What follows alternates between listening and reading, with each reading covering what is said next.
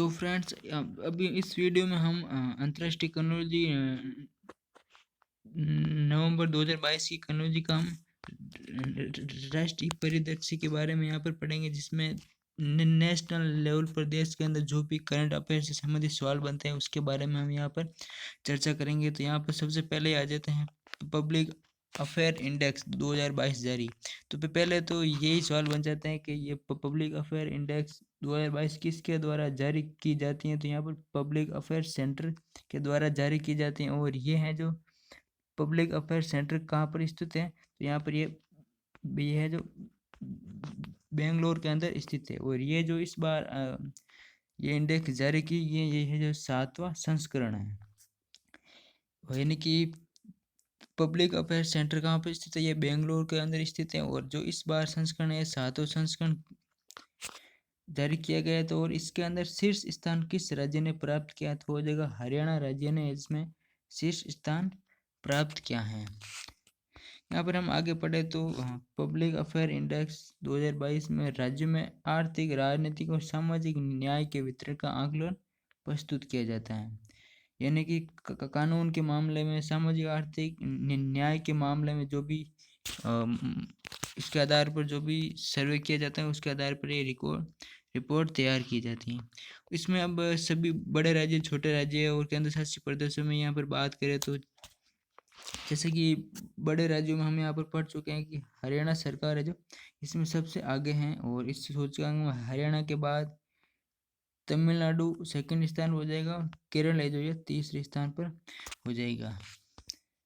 और छोटे राज्यों की श्रेणी में यहाँ पर बात करें तो छोटे राज्यों में शीर्ष स्थान है जो सिक्किम राज्य का, इसमें शीर्ष स्थान है। और सेकंड स्थान की बात करें तो हिमाचल प्रदेश हो जाएगा, और उसके बाद उत्तराखंड यहाँ पर तीसरे स्थान हासिल किया है। यानी कि पब्लिक अफेयर इंडेक्स के 7वें संस्करण में बड़े राज्यों में शीर्ष स्थान कौन सा है, तो हो जाएगा हरियाणा बड़े राज्यों में शीर्ष स्थान है, और छोटे राज्यों में शीर्ष स्थान किसका है, तो हो जाएगा सिक्किम में इसका शीर्ष स्थान है। अगले हम यहाँ पर पढ़े तो प्रधानमंत्री के द्वारा हाल ही में डीसा एयरबेस की आधारशिला रखी गई, और ये कहाँ पर रखी गई, तो ये है जो गुजरात के अंदर रखी गई है। भारत पाकिस्तान की सीमा के पास उत्तरी गुजरात के बनासकांठा जिले के डीसा में भारतीय वायुसेना के नए एयरबेस की 52 विंग एयरफोर्स स्टेशन की आधारशिला यहाँ पर रखी गई है, और ये अंतर्राष्ट्रीय सीमा से 130 किलोमीटर दूरी पर है।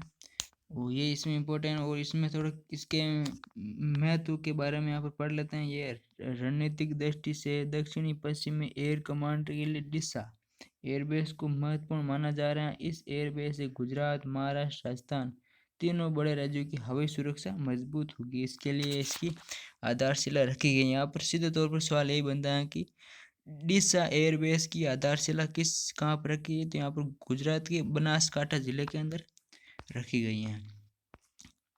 इसके अलावा हम थोड़ा और फैक्ट के बारे में बात करें तो यहाँ पर भारत में वायुसेना कमांड की कुछ 7 कमांड में बांटे गए हैं। यहाँ पर ये भी एक अच्छा सवाल बन जाता है कि भारतीय वायुसेना को पूरे देश के अंदर कितने कमांड के अंदर बांटा गया है, तो वो जगह 7 कमांड के अंदर बांटा गया है। और 7 कमांडर कौन कौन से है वो भी हम पढ़ लेते हैं। तो यहाँ पर पहला है पश्चिमी वायु कमान, जो हो जाएगा दिल्ली के अंदर। पूर्वी वायु कमान की बात करें तो शिलोंग के अंदर हो जाएगा। मध्य वायु कमान की बात करें तो प्रयागराज यूपी के अंदर हो जाएगा। दक्षिणी वायु कमान के अंदर बात करें तो तिरुवनंतपुरम केरल के अंदर हो जाएगा। दक्षिणी पश्चिमी वायु कमान की बात करें तो गांधीनगर गुजरात के अंदर हो जाएगा।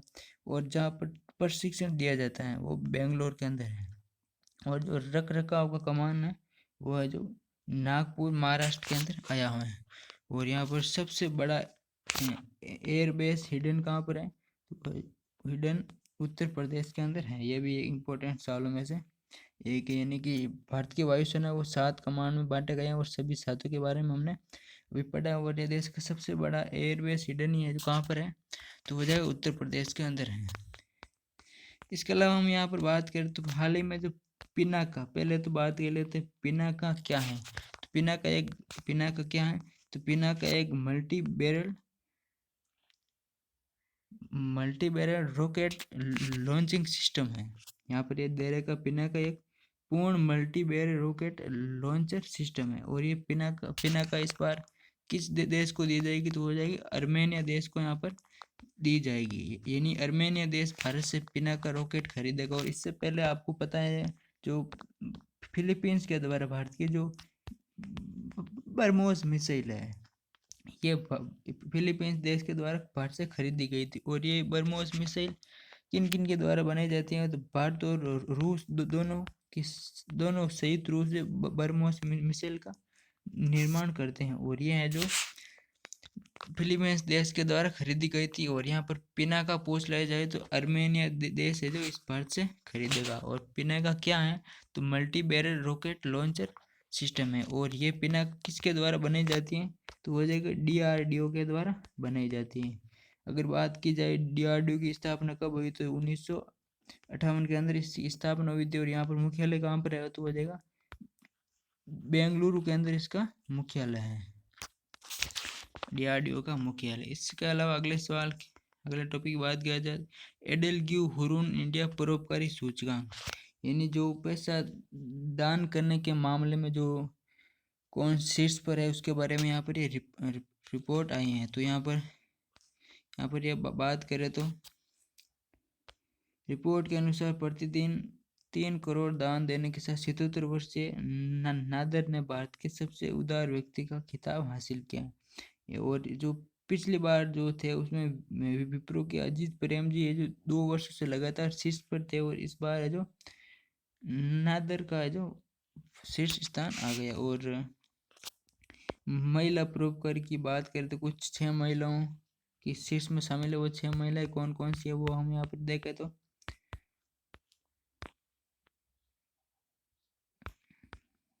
यहाँ पर 6 महिला में अध्ययन फाउंडेशन के संस्थापक हुआ अक्षय फाउंडेशन की चेयरमैन रोहिणी नीलेकर्णी, ये 120 करोड़ दान के साथ महिला परोपकारी में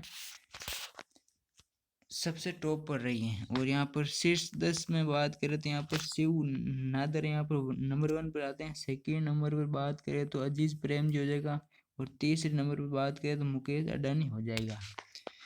अंबानी हो जाएगा। और सबसे अमीरों की श्रेणी में बात करें तो वो है अडानी ग्रुप है जो भारत में इस वक्त सबसे अमीर व्यक्ति में से आता है। मुकेश अंबानी को इन्होंने पछाड़ कर वो आगे निकल गए हैं। गौतम अडानी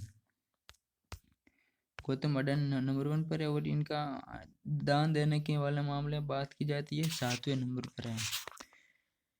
इसके अलावा हम अगले टॉपिक की बात करें तो प्रधानमंत्री आवास योजना 2021 के अंदर शीर्ष राज्य किसने हासिल किया, तो उत्तर प्रदेश यहाँ पर शीर्ष स्थान पर हो जाएगा। केंद्र सरकार की फ्लैगशिप योजना प्रधानमंत्री आवास योजना शहरी 2021 सर्वश्रेष्ठ प्रदर्शन करने वाले राज्यों केंद्र शासित प्रदेश में शहरी स्थानीय निकायों को सम्मानित किया गया है, जिसमें जो यूपी है जो नंबर 1 पर है। उत्तर प्रदेश ने पहला स्थान प्राप्त किया है। उसके बाद MP है जो सेकंड स्थान पर है। और तमिलनाडु इसमें तीसरे स्थान पर है। और केंद्र शासित प्रदेश में बात की जाए तो जम्मू कश्मीर, जिससे दादर और नागर हवेली दमन और दीव के साथ सर्वश्रेष्ठ प्रदर्शन करने वाला केंद्र शासित बन गया। यानी कि ये दोनों ही रूप से संयुक्त रूप से, यानी जम्मू कश्मीर और दादर नागर हवेली दमन दीव, आपको पता है दादर नागर हवेली और दमन दीव को दोनों को मिलाकर एक कर दिया गया। तो यहाँ पर केंद्र शासित प्रदेशों में प्रधानमंत्री आवास योजना के तहत शीर्ष केंद्र शासित प्रदेश कौन थे, सो जम्मू कश्मीर और दादर नागर हवेली दमन दीव हो जाएगा। इसके अलावा यहाँ पर बेस्ट स्टेट फॉर कंजर्वेशन में बात करें तो MP विशेष श्रेणी में पुरस्कार गुजरात के साथ best state for conservative ICC activities में झारखंड और अरुणाचल प्रदेश। यानी कि बेस्ट स्टेट फॉर कंजर्वेशन की बात करते हैं MP हो जाएगा। Best state for conducting ICC activities में गुजरात हो जाएगा। और बेस्ट परफॉर्मिंग में यहाँ पर यह दिया हुआ है। इसमें कुल 8 श्रेणी में यहाँ पर पुरस्कार प्रदान किया गया है।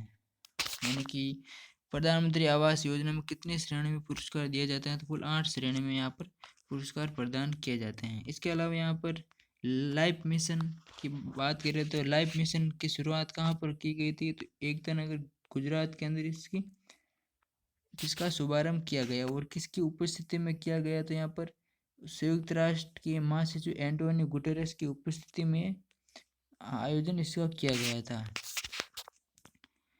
इसके अलावा यहाँ पर थोड़ा लाइफ के बारे में यहाँ पर पढ़े तो लाइफ की फुल फॉर्म भी आपको याद करने है। Lifestyle for environment life प्रतीक चिन्ह और टैगलाइन का अनावरण किया था। इस कार्यक्रम मिशन दस्तावेज भी जारी किए गए थे। इसके अलावा हम अगले टॉपिक की बात करें तो यहाँ पर इसी के बारे में यहाँ पर थोड़ा आगे दिया हुआ है और यहाँ पर थोड़ा सा इम्पोर्टेंट पढ़ लेते हैं कि इसमें ये लाइफ मिशन क्या है। तो इसके बारे में हम जाने तो मिशन लाइफ P3 मॉडल यानी प्रो प्लांट एंड पीपल की भावनाओं को प्रोत्साहन करता है और यह model life style of the planet for the planet and by the planet के मूल सिद्धांतों पर काम करता है। ये इसके बारे में हमने जाना है। कुल मिलाकर आपको यही रखना है कि हाल ही में यूएनओ के महासचिव एंटोनियो गुटेरेस की उपस्थिति के साथ लाइफ मिशन लाइफ का शुभारंभ कहाँ पर किया गया? तो यहाँ पर एकता नगर गुजरात के अंदर यहाँ पर किया गया था। इसके अलावा अगले सवाल की हम बात करें तो मध्य प्रदेश में दुर्गावती को बाघ अभयारण्य की मंजूरी मिल चुकी है और मध्य प्रदेश का यह नवीनतम बाघ अभयारण्य दुर्गावती टाइगर रिजर्व के नाम से स्थापित किया जाएगा। पन्ना टाइगर रिजर्व और बाघों के प्राकृतिक रूप से स्थानांतरण किया जाएगा और जो भी बाघ है वो यहाँ पर देखा जाए तो और ये जो किसके द्वारा ये किसी भी बाघ अभयारण्य को जो मंजूरी दी जाती है वो किसके द्वारा दी जाती है? तो ये है नेशनल टाइगर कंजर्वेटिव अथॉरिटी के द्वारा दी जाती है, NTCA के द्वारा दी जाती हैं। और नेशनल टाइगर कंजर्वेटिव अथॉरिटी का मुख्यालय कहाँ पर है? तो हो जाएगा न्यू दिल्ली के अंदर है जो इसका मुख्यालय है।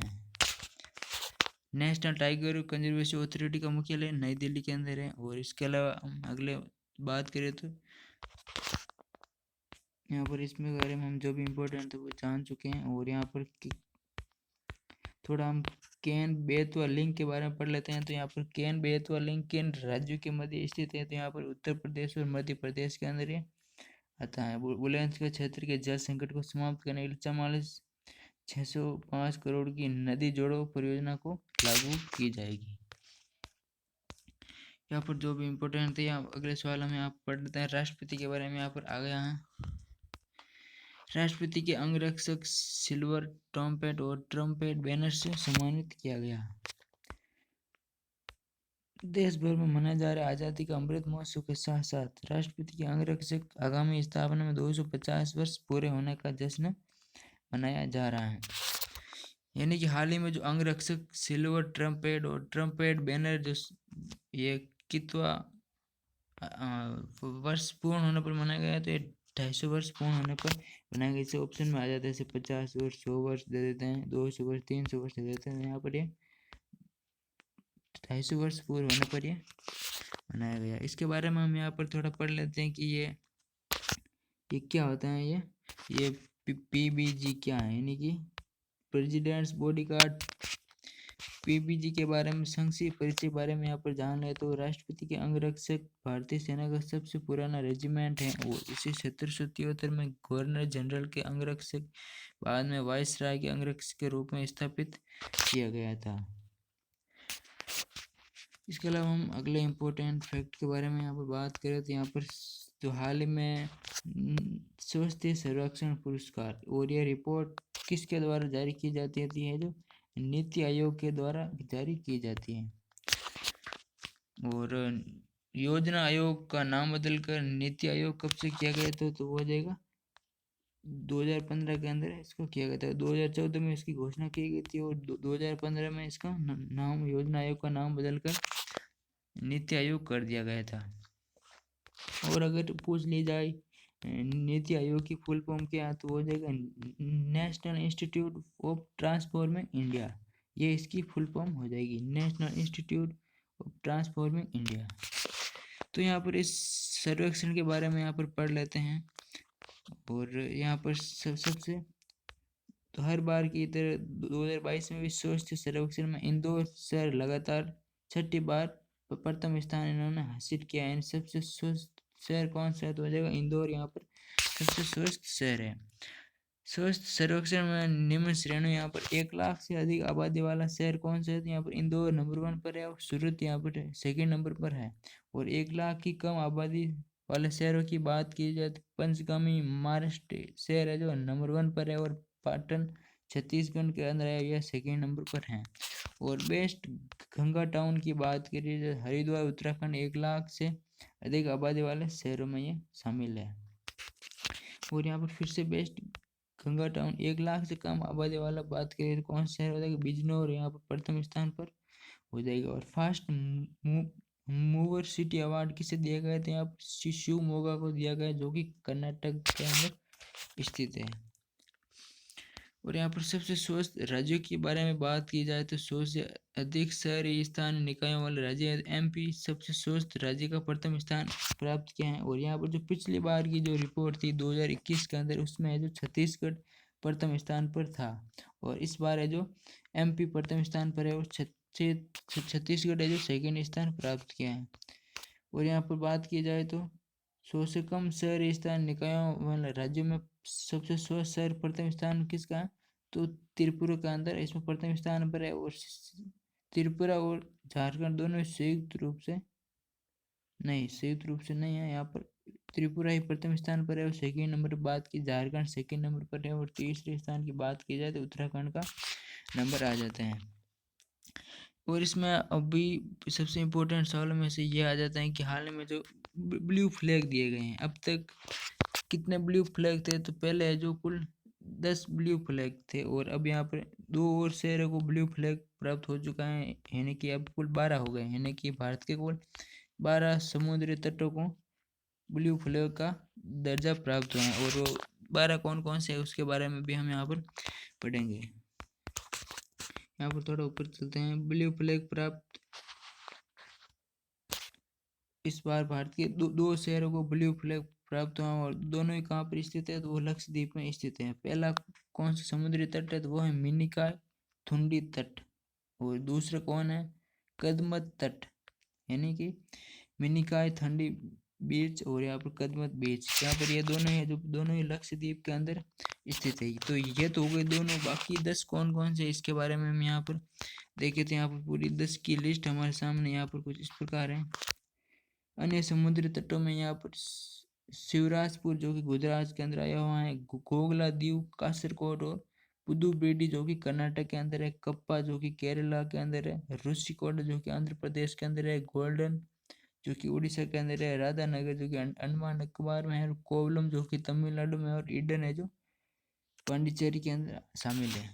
भैया वाले बाकी 10 वो समुद्री तट है जिनको ब्लू फ्लैग प्राप्त हो रखा है। और पिछली साल जो 2021 में जिन शहरों को ब्लू समुद्री तटों को ब्लू फ्लैग दिया गया था, तो वो है तमिलनाडु की कोवलम समुद्री तट, और पांडिचेरी में ईडन समुद्री तट को वर्ष 2021 में ब्लू फ्लैग का टैग मिला था। और इस बार 2022 की बात की जाए तो दोनों इस लक्षद्वीप का पहला हो जाएगा मिनिकॉय थुंडी तट, और दूसरा है कदमत तट, जो कि अभी हाल ही में अभी हमने पढ़ा था। ब्लू फ्लैग के बारे में यहाँ पर थोड़ा सा पढ़ लेते हैं, ये क्या होता है। तो यहाँ पर ब्लू फ्लैग का मिशन पर्यावरण शिक्षा और पर्यावरण संरक्षण और अन्य चिरस्थायी विकास पद्धति के माध्यम से पर्यटन क्षेत्र में निरंतरता को बढ़ावा मिलता है। इसके अलावा यहाँ पर स्नैपी न्यूज़ के बारे में जो भी थोड़ा सा इम्पोर्टेंट यहाँ पर बनता है वो हम पढ़ लेते हैं। तो शहरी स्थानीय निकायों को अनुदान मिला है, वित्त मंत्रालय के द्वारा कितना अनुदान दिया गया है इस बार और कितने राज्यों को दिए गए हैं? तो वो देखा वित्त मंत्रालय के व्यय विभाग द्वारा शहरी स्थानीय निकाय को अनुदान के लिए 4 राज्यों को दिया गया है, और 1764 करोड़ की राशि प्रदान की गई। और 4 राज्य कौन कौन से? हो जाएगा आंध्र प्रदेश, छत्तीसगढ़, महाराष्ट्र और उत्तर प्रदेश को। यहाँ पर ये 4 राज्यों को शहरी स्थानीय निकायों के लिए अनुदान मिला है।